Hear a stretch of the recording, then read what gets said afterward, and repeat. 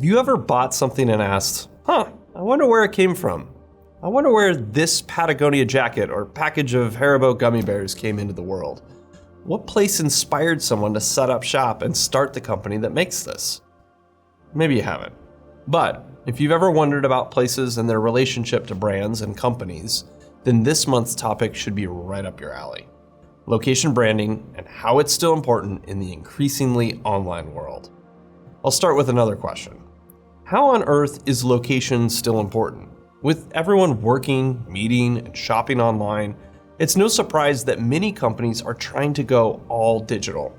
If you've got a remote workforce and no brick and mortar location where you interact with customers, does your brand's location even matter? Turns out, it does, and for reasons that make a lot of sense. First and foremost, physical, geographic locations will always intrigue us because we are physical beings.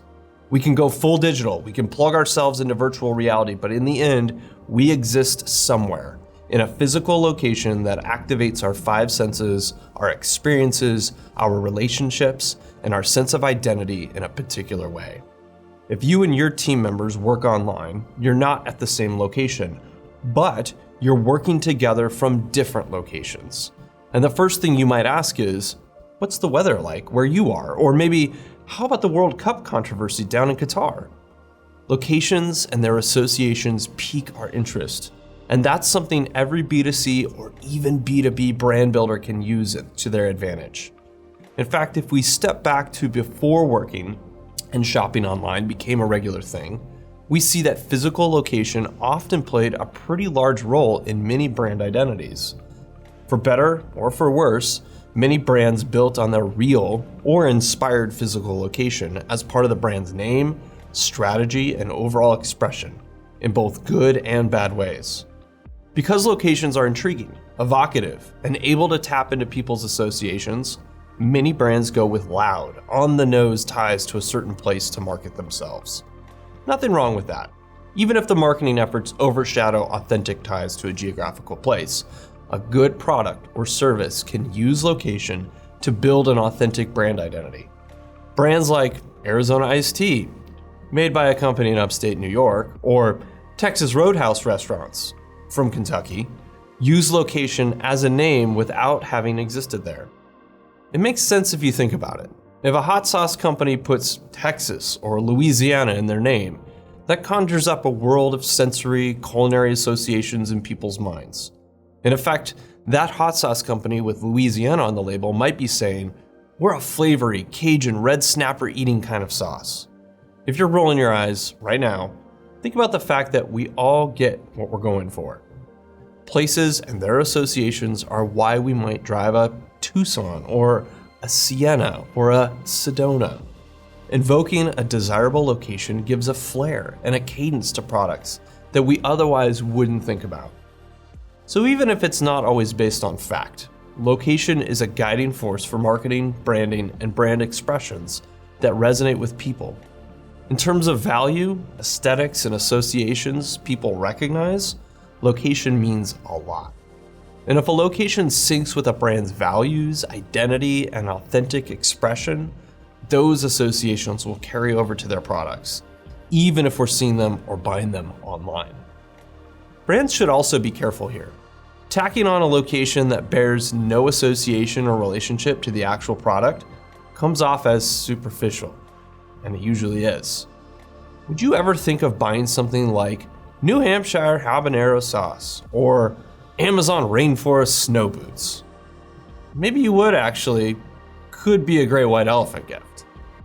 But unless you're going for something odd and confusing on purpose, don't adopt the style and swagger of a place that has nothing in common with your brand.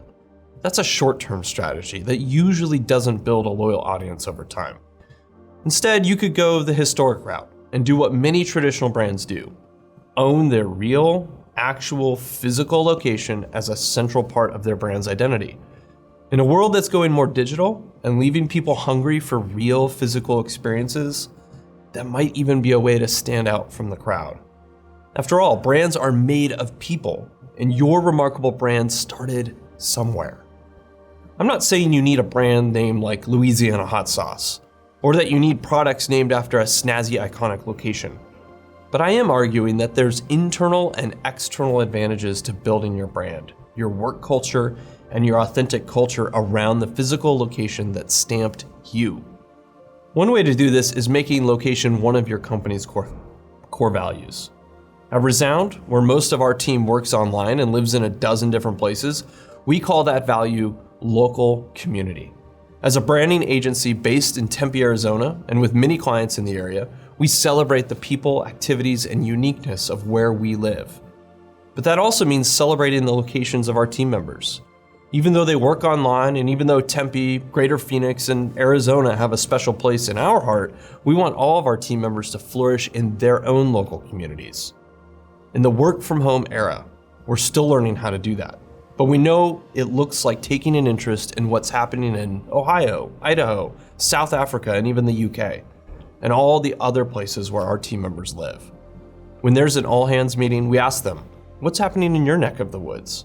What's the weather like? What are people buying, talking about, and doing for fun where you are? If we're flying our hometown's flag, and we do that without having an on-the-nose brand name that mentions Tempe or Arizona, we can certainly fly our team members' flags. In a time where everyone wants to work remotely, sharing and celebrating locations might be more important than ever. Furthermore, tapping into a physical location to engage customers can be a tactical advantage to your brand. Even if your location's not front and center, like in a brand name, or as an audible as an accent, it can come through in a number of ways that help people experience your brand in a potent way.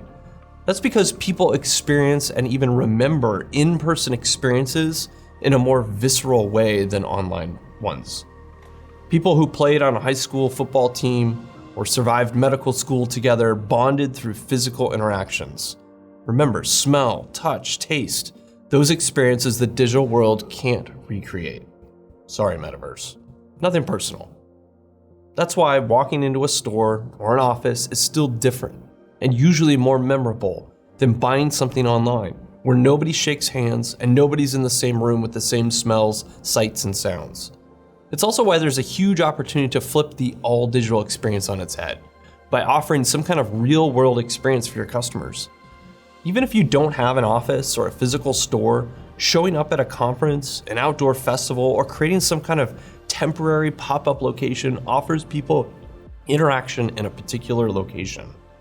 I'm all for working and doing business online, but I could talk about location all day.